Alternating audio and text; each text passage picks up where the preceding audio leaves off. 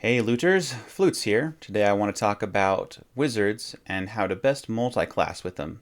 What are some fun combinations and what are the greatest considerations for a wizard multi-classing or for someone to dip into wizard for multi-classing? Today on Flutes Loot.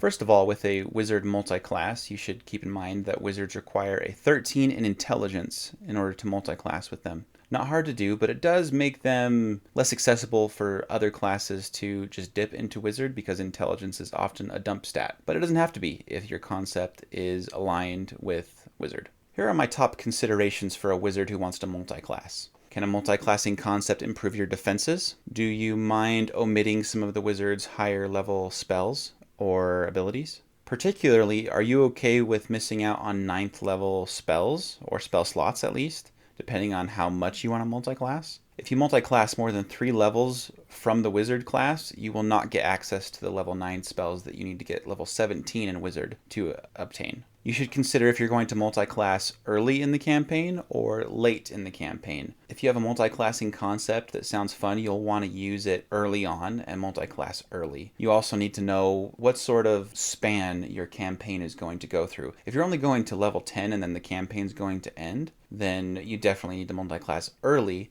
My last general consideration is how well does your wizard subclass, your arcane tradition, synergize with other classes and subclasses? That's really where the fun comes in and why people want to multi-class, right? Is they think of a cool concept, some sort of synergy that tempts them into multi-classing. Wizards receive their arcane tradition at level 2. A lot of classes get their subclasses at level 3. So that does make wizards more accessible if you want to dip into wizard and get a low level ability. Next, I want to talk about my multi-classing concepts that sound fun and have excellent synergies. But I will point out, first of all, there are 2 main classes, subclasses, that really stand out to me as very powerful and useful for wizards to multiclass. One is the Artificer, especially the Armorer from Tasha's Cauldron of Everything. The Armorer Artificer, with just 3 levels, makes it so you can have proficiency with all types of armor and shields, and you can ignore the strength requirement for heavy armor. So instead of having to get a 15 strength in order to wear plate armor, you can just wear it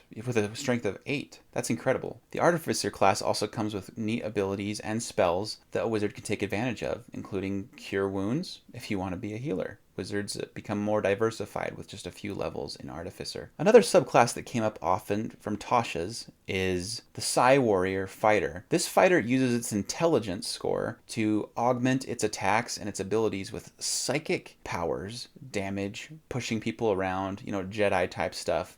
And it's really easy for a wizard to dip into this Psi Warrior, like 3 levels. You'll receive Action Surge, so you can cast 2 spells in a turn, as long as one of them is not a bonus action. Remember everyone, you can cast 2 spells in a turn that are leveled spells using spell slots, as long as one of them is not a bonus action. It's an often misunderstood rule, just getting that out of the way. If you start your game with your character at level 1 as a fighter, you'll get more hit points, you'll get access to all armor. You'll still need to have the strength requirements and maybe have dexterity to boost your medium armor, but you'll have shields too, and you'll be much more durable because you can defend yourself. It's better than just having mage armor. So speaking of those subclasses, I'm going to go over a few of the wizard subclasses that I think synergize particularly well with them. Let's start with the Psi Warrior. The Abjuration Wizard specializes in having a ward. This just thematically works for me to have a Psi Warrior that has this like psychic barrier protecting the character as well as the character's allies. You may even be full-on Psi Warrior and go 18 levels of that and only 2 levels in Abjuration Wizard just to have a little boost of your defenses with the Arcane Ward. And don't forget that 2 levels in Wizard is still useful to a high-level fighter as you gain crucial spells that are always applicable even if only cast at level 1. Examples include Shield, Absorb Elements, Fog Cloud, Disguise Self, and any other spells that you think are useful. There's so many level 1 spells that are great to have for a fighter for utility. And don't forget about cantrips like Booming Blade that can really boost your offense until you get more attacks as a fighter. You could even be a Psi Warrior who takes the Warcaster feat just so you can do Booming Blade as a reaction opportunity attack. The next subclass that does really well with the Psi Warrior is the Blade Singer. The Blade Singer is built to be a wizard who is more durable and is great at multi-classing with these martial classes. So a Psi Warrior fighter and a Blade Singer will allow you to boost your defenses based on your intelligence, so you're incentivized to spend more stat points on intelligence while still investing in your strength or dexterity, whatever you're using. You won't be using a shield as a Blade Singer, so you can use your Blade Song, and you'll be using lower armor class armor, but it's worth it. Your Blade Song will augment your defenses, and later on you'll be able to boost your damage from attacks with your intelligence. I could go either way in this. You could specialize in Psy Warrior and just dip into Blade Singer, or you could specialize in Blade Singer and dip into Psy Warrior. They both play well into each other as this psychic spellcasting warrior. My third Psy Warrior concept is the Conjuration Wizard. I think this wizard is a really fun concept to picture someone teleporting around the battlefield a lot with like psionic energies. You can swap places with allies, you can refresh your action teleport ability as a conjurer by casting conjuration spells like Misty Step, Dimension Door. And those just really play into like you're this psychic warrior who just like blinks around the battlefield, really hard to pin down. You could also invest in the blind fighting style from Tasha's Cauldron of Everything to attack people that are next to you even while you can't see, like in a fog cloud. A fog cloud is a conjuration spell, so it would refresh your teleportation ability, and you could really make it difficult for your opponents to fight you while you can still fight them. Last one for the Psy Warrior is going to have to be the War Magic Wizard. This wizard is really cool at augmenting its defenses and really taking advantage of counterspell and dispel magic, and it can totally be played off as if you're deflecting attacks and augmenting your saving throws like you're putting up some sort of psychic barrier, which the Psy Warrior already does. So it gives you different options to use that. And you're a war magic wizard. You're used to being in the thick of battle, and your Psy Warrior abilities go well with that as you charge into battle, weaving magic and slinging spells at enemies while still defending yourself, armored up and psychically deflecting blows. So the Armorer Artificer has a few subclasses that I think it does very well with. One being the Abjuration Wizard, because you're already like this juggernaut of magical defenses to fight other spellcasters as an Abjurer. So you might as well armor up as well. Your enhanced armor will allow you to actually like enchant it to be a +1 AC. You'll be able to gain temporary hit points, which stacks well with your Arcane Ward. If you really want to play into this defensive juggernaut concept, you could also be a Warforged as your character race, and basically become like the magical Terminator in search of some wizard named John Connor. The Chronergy Wizard is one of the best subclasses for Wizard, and it pairs really well with the Armorer. You almost feel like you're this futuristic person who came back in time to conquer it, like Kang the Conqueror, the Marvel villain. You could even pretend that your armor is like some sort of technology from the future that allows you to manipulate space and time, like a Chronergy Wizard does. When you create that little mote that is like a spell in a bead as a Chronergy Wizard, you could pretend it's like a technology thing that pops out of your armor like some kind of Pez dispenser with a spell built into it. The Momentary Stasis ability, you could also picture it like your armor being Syndrome's technology from The Incredibles, where he zaps people and they get frozen and he can like shove them around, like zero energy, whatever technology it was called. You can just really flavor this character to be a lot of fun. The next armorer synergy that I like is the Necromancer Wizard. And this works for a few reasons. You could play it off as like you can fight amongst your undead thralls because you're armored up. You don't need them to just be meat shields. You are in amongst them fighting. What I prefer is to really play into the Grim Harvest ability that necromancers have, that where you can suck the life out of creatures that you slay. And I really want to use Vampiric Touch. It's a spell that I've always thought is so cool. I like the life steal aspect of it, but it's so hard for a wizard to be running in, be taking a lot of blows while healing itself with Vampiric Touch and Grim Harvest at a rate that isn't less than the damage they are taking at the same time. So the Armorer allows them to be armored up, have a much better defense for actually getting there in the thick of battle to play into that life stealer archetype. I just think it's a really cool way to play into that. And don't forget to use enhanced arcane focus so that you can enhance your attacks with your Vampiric Touch as well. If you want to be like Shang Tsung from Mortal Kombat, you want to learn Soul Cage as well, so that when you're reaping people's souls, you can properly say, "Your soul is mine," as you literally catch their soul into a little silver cage. And lastly, this is going to sound very familiar. The Armorer Artificer goes really well with the War Magic Wizard. Boosting your defenses by not having to focus on strength, you can just put on this armor. You'll be a durable little wizard out there making life hellish for your opponents. At this point, I'll start getting into some of my more niche ideas that weren't based on those two like really good Artificer and Fighter multi-classes. so that we can diversify a little bit. But before I do, I will remind you, please like and subscribe if you like this content, and check out flutesloot.com, where we have an article that is what this video is based on that expounds a lot more on the concepts I'm describing. The link is in the description down below. So my next combination that makes a lot of sense to me thematically is the Chronergy Wizard and the Clockwork Sorcerer. They're both based on like time as well as like order, constants. And so they just play well together. Like the Clockwork Sorcerer, they like flavor their spells with a lot of like cogs, which seems like clocks and time, you know.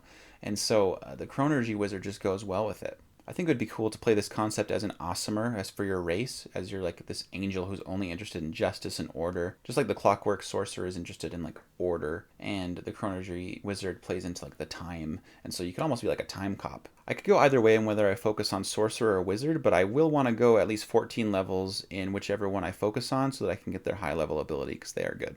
Next concept is a Summoner Master, the Conjuration Wizard, and the Circle of Shepherd Druid. You can actually augment your summoning spells quite a bit, boosting the durability of your summons and your ability to constantly be concentrating on those spells. The Conjuration Wizard, with their benign transportation teleport ability, will also allow you to swap places with your summoned creatures. So you could summon your creatures all around like your enemy, and if your enemy like teleports over to where you are, you can like teleport and swap places with one of your summoned creatures so that they're again just dealing with whatever animals, creatures, whatever you've summoned. Also, the Conjuration Wizard's level 2 ability, Minor Conjuration, I rarely think of some like cool things to do with it, but you could create like a saddle or something really quick to like do barding for your creatures that you summon, so you could actually ride them. I think that would be a cool way to play that ability off. The next concepts I want to go over are for the Divination Wizard. This wizard's bread and butter is its portent ability to roll 2d20s ahead of time and then just use them when you see fit.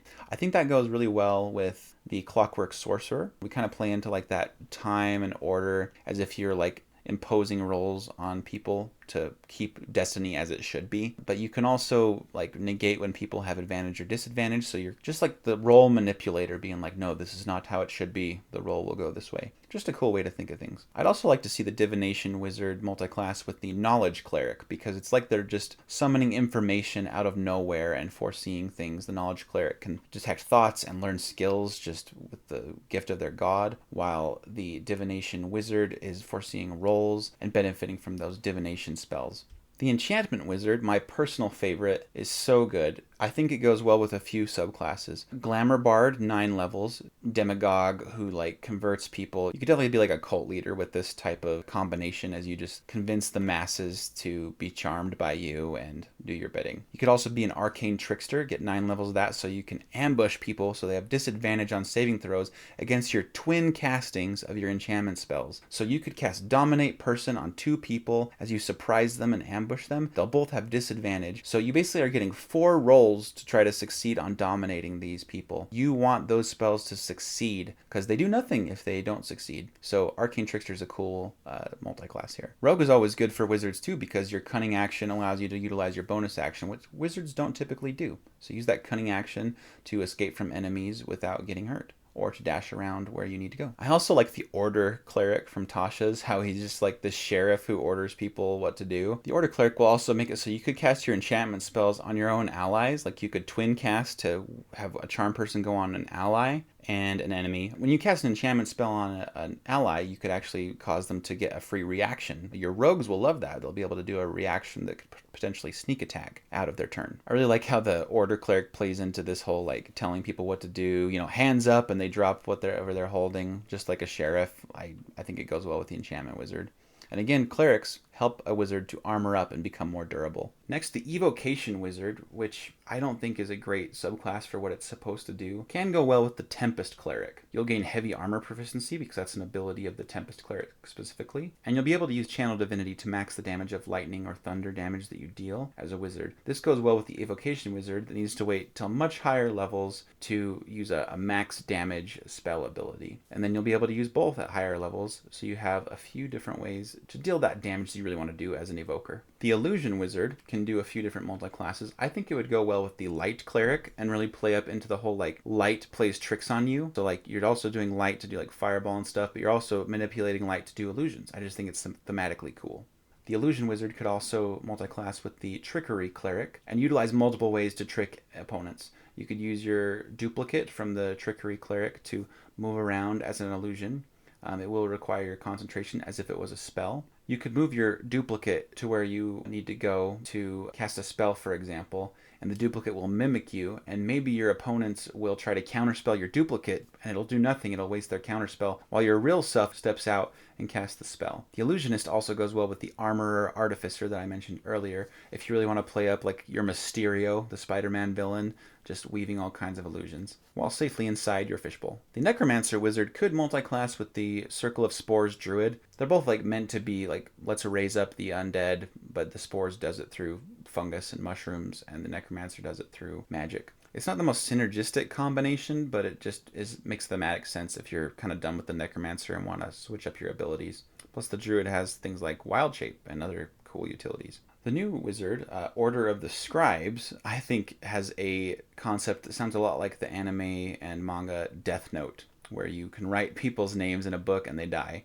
Your spell book becomes like a living entity, basically, and I like to think like you could write someone's name in it, and then you use Manifest Mind to take the sentience of your spell book and place it in the air somewhere to infiltrate someone's bedroom or something. And then through that manifested mind, you use that point to teleport yourself in from the manifested mind's positioning, and then you attack as an assassin and take them out. So Misty Step through the manifested mind to just suddenly poof out of nowhere and totally surprise someone using your book to manifest yourself into their bedroom. Getting to my last concepts now, I want to talk about the Transmutation Wizard. It's one of the weaker subclasses for wizards, first of all, but I think it goes really well with the Forge Domain Cleric. And you can play into the whole like gaining a damage resistance concept because you'll resist fire after a few levels of Forge Cleric.